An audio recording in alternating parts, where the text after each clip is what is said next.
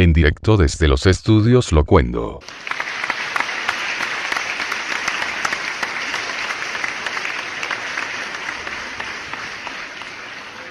Hola gente del todo el mundo.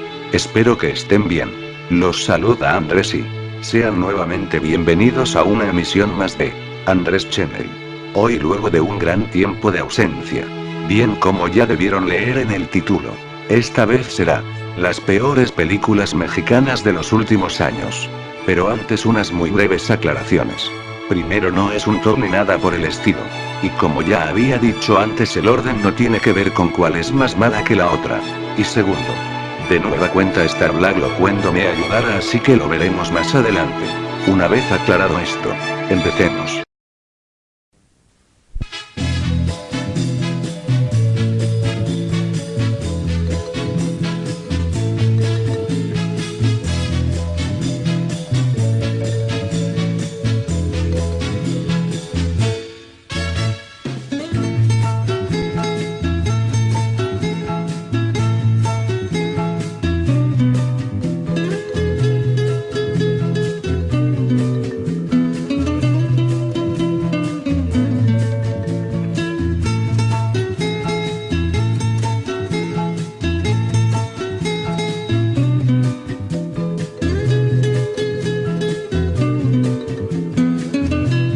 Resulta un tanto complicado hablar de la película de Carlos Armella, pues en su forma esconde una sorpresa que trabaja, desgraciadamente, tanto a favor como en contra de la narración.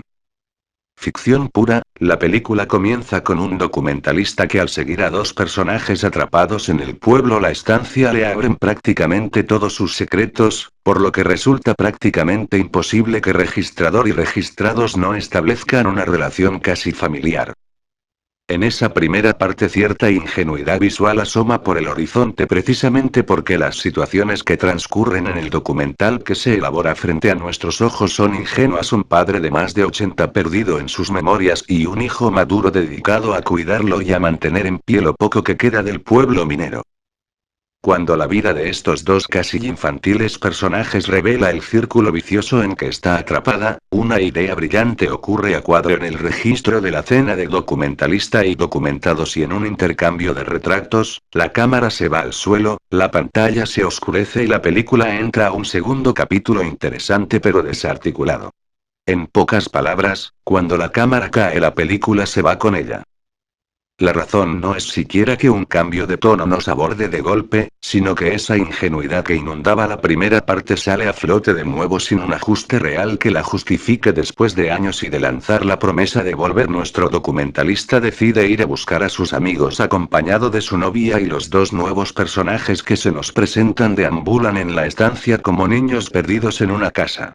El montaje de las atmósferas y ambientes se hace probablemente de manera demasiado florida: tunas, insectos, nubes, que si bien ocultan por un momento las intenciones de nuestro guionista y director, en cuanto la primera sombra aparece en pantalla, ya sea esta un tono musical, un encuadre fuera de foco o una sospecha no externada, es prácticamente inevitable no pensar en el posible y más disparatado final surgido de la promesa no cumplida de volver bastante antes de que en realidad se sugiera. Por lo que, concluyendo, se trata de una película dividida en tres partes. La primera juega a ser documental, la segunda presenta una secuencia de fotografías realmente notorias, la mejor parte de la película, y la tercera es un completo bodrio insufrible sobre un documentalista que regresa al lugar abandonado donde filmó su documental para reencontrarse con los personajes que filmó. La película retrata temas demasiados personales del director.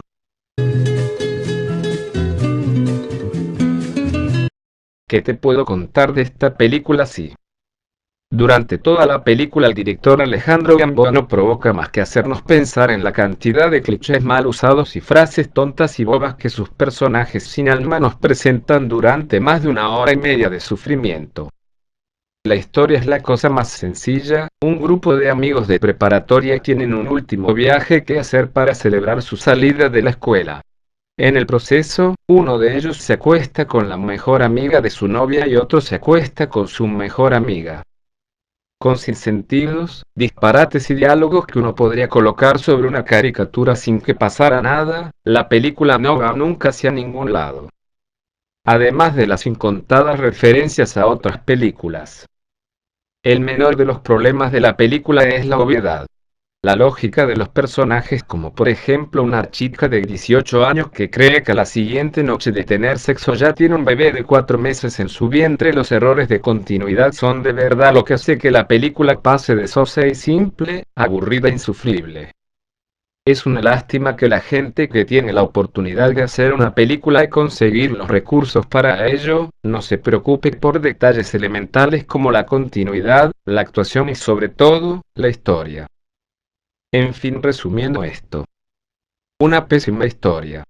Diálogos pobres y personajes imposibles. La trama de la película va hacia ningún lado y resulta sosa e insostenible. Relata la historia de un viaje de unos estudiantes que acaban de terminar la carrera y donde todos tienen relaciones sexuales con todos. Desafortunada hasta el último minuto.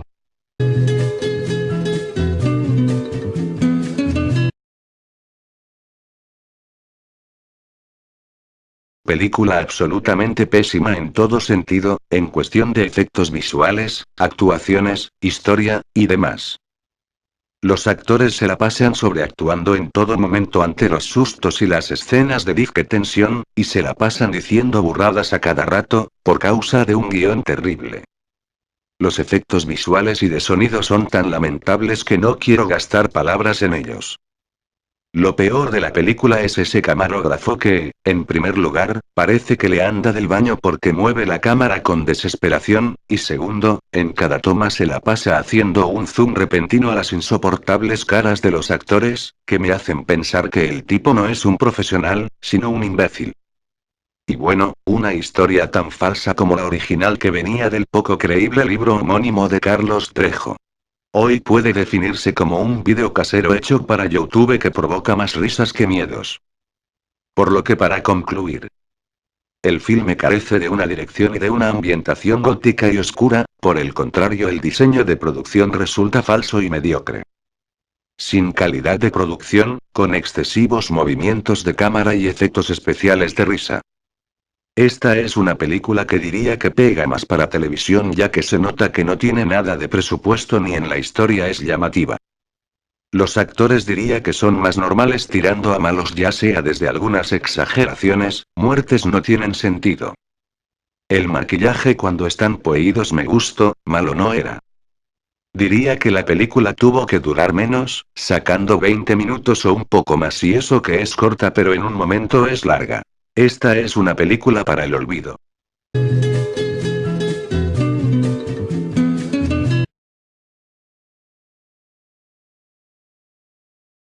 Desde el nombre artístico del director Pedro Pablo Ibarra, adivinamos pretensión. El cineasta que comenzó como publicista y que a la vez reniega de su origen presenta fallas notorias. Desde el producto que coloca con poca habilidad creativa hasta el guión poco trabajado que no hace ni el mínimo esfuerzo en justificar lo que presenta o en por lo menos resolver sus múltiples conflictos. De poca calidad moral, la historia pretende adornar el tema de la infidelidad para no hacerlo parecer tan malo y replantarlo en cambio como el descubrimiento del amor verdadero. Con demasiados guiños al videoclip y al comercial que es lo que Ibarra mejor sabe hacer. De primera instancia las actuaciones son plásticas, el guión que debería de cierta manera ser lineal se salta varios hechos importantes haciendo ver al protagonista poco inteligente. Los personajes están demasiado estereotipados y no tiene una personalidad definida.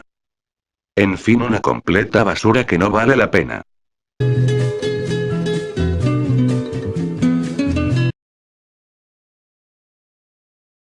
Te presento a Laura es una historia que quizá a las personas que viven inmersas por completo en la realidad les podrá parecer rara, irreal, o hasta cursi y predecible como la catalogaron los críticos. Mientras que para quienes vivimos soñando despiertos, y buscando en las cosas de a diario detalles o cosas que valgan la pena, es una historia mágica y especial desde que empieza. La película cuenta lo que le pasa a una chava de 23 años y que por una extraña razón le quedan solo 30 días de existencia. Ella quiere aprovechar el tiempo y programa su vida en torno a eso, y en ese proceso pasa a formar parte, sin ella proponérselo, de un grupo de optimistas conformado por gente bastante bizarra, empezando por la doctora que lo dirige, un chavo que es agente de tránsito y quiere ser escritor. Una mujer que la mejor época de su vida fue en los sexagésimos y además de haberse quedado atrapada en esa etapa, muere de ganas por ser una actriz reconocida, Adriana Barraza, una chava dark, Paulina Gaitán, un abuelito y Guadalupe, un hombre con una voz chistosísima quien quiere ser cantante. Eso es lo que hace para mí una película que no vale la pena, y además de ser surreal y ver una historia poco original, hace que el tipo de cosas son las que no le dan un sentido diferente a un día normal.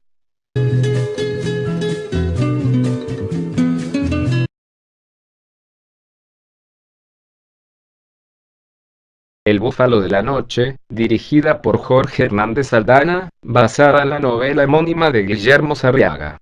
Ha sido un desafortunado incidente, la novela en sí misma es estupenda. Pero la dirección, sumada a las pésimas actuaciones de Liz Gallardo, dentro del filme deja mucho que desear.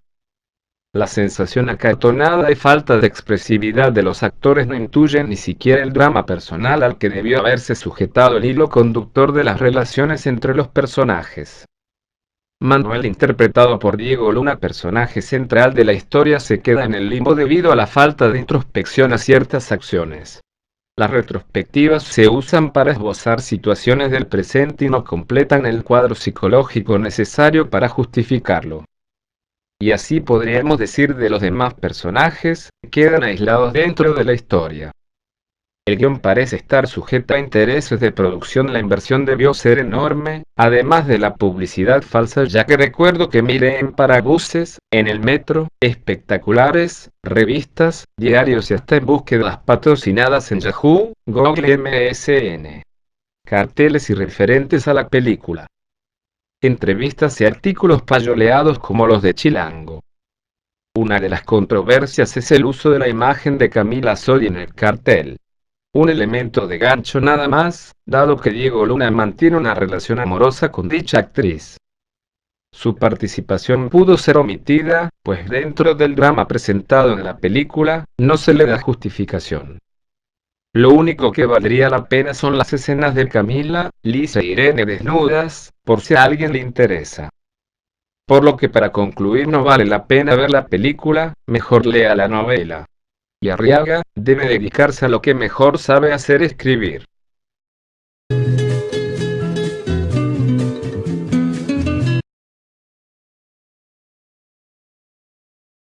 De entrada y sin tanto rodeo te puedo decir que Spam es producida con la fórmula del terror que a lo largo de la década ha funcionado, instaurada por las culturas orientales, quienes arriesgaron y abrieron brecha en el mercado occidental con sus terroríficas historias, donde los objetos guardaban lo desconocido, la esencia de lo paranormal al acecho de víctimas por circunstancia.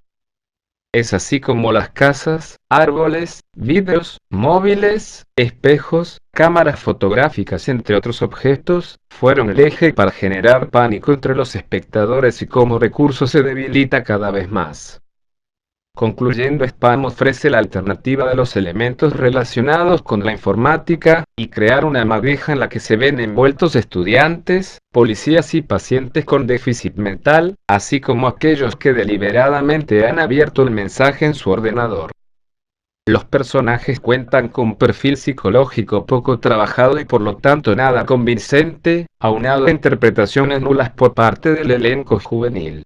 Película pobre, la crisis alcanza a los escritores.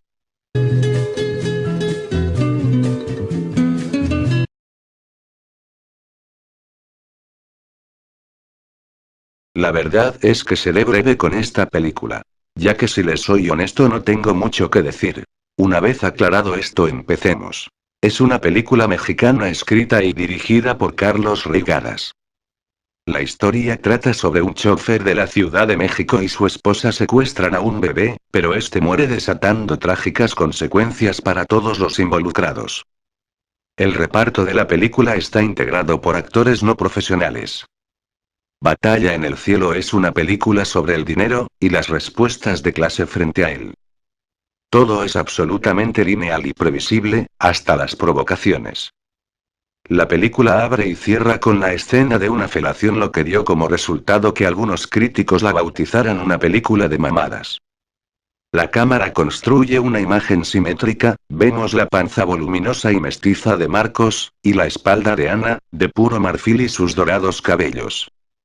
Un dato curioso es que el estreno de la película generó mucha expectación tanto por los comentarios recibidos por parte de la crítica europea, como por su fuerte contenido sexual.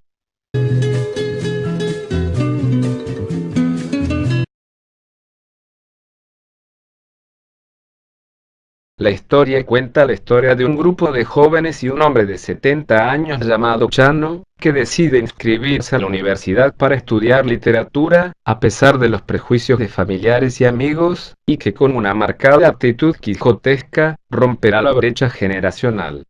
Superado eso, Chano se integrará sin mayores contratiempos a la vida estudiantil y establece una amistad con sus jóvenes compañeros de clase que enriquece la vida en ambos lados.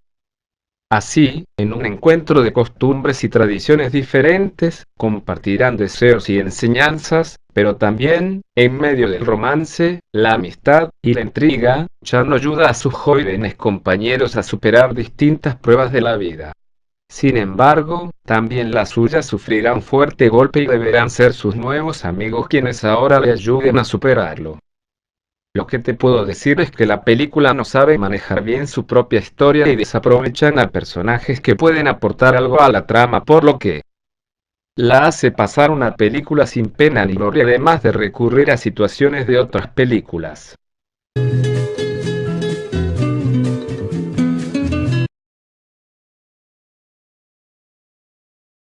La película sucede en último cuarto del siglo XIX y en los primeros 19 años del siglo XX, durante la dictadura de Porfirio Díaz, la presidencia de Francisco I. Madero, el cuartelazo de Victoriano Huerta, la convención de generales y, finalmente, la muerte de Zapata, ya en la etapa constitucionalista de Venustiano Carranza. El filme no pretende ser una cátedra de historia sino una fábula que logre la identificación de los espectadores con el héroe, a través del enfrentamiento sucesivo del protagonista con el poder, representado en la figura antagónica de Victoriano Huerta. En ella, Emiliano Zapata aparece como un predestinado, la señal en su pecho, la marca o lunar en forma de manita es el signo que lo identifica como el esperado por los herederos de la tradición para ser su guía. Así, vemos el nacimiento de Emiliano, donde es reconocido como el posible líder de su pueblo. Zapata tendrá que romper con su visión de la realidad real y adentrarse en ese otro conocimiento mágico de la tradición mexicana y su inescrutable sincretismo religioso. Su padre es despojado de sus tierras por el hacendado Pimentel, quien es protegido por Victoriano Huerta y los rurales. Zapata jura recuperarlas cuando sea mayor. Ciertos poderes lo acompañan, un extraño dominio sobre los caballos, un imán carismático con los campesinos y las mujeres.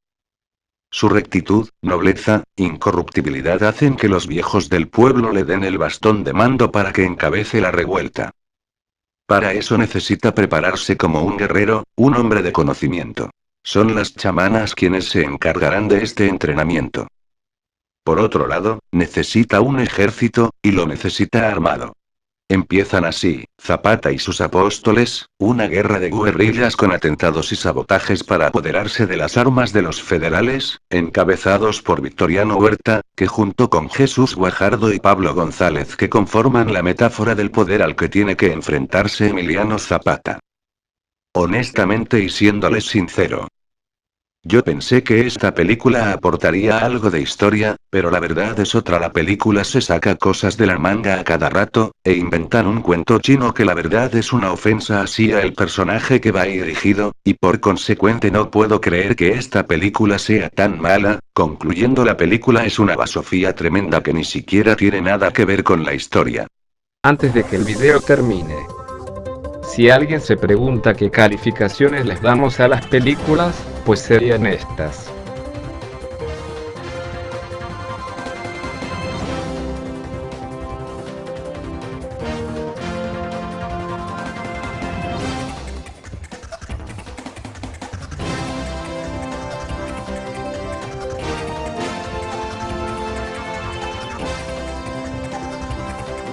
Bueno, gente de YouTube, hasta aquí el vídeo de hoy. Y antes de despedirme les dejo el canal de Star Black Locuendo en la descripción. Dale me gusta y comenta. Adiós. Y fin de la transmisión.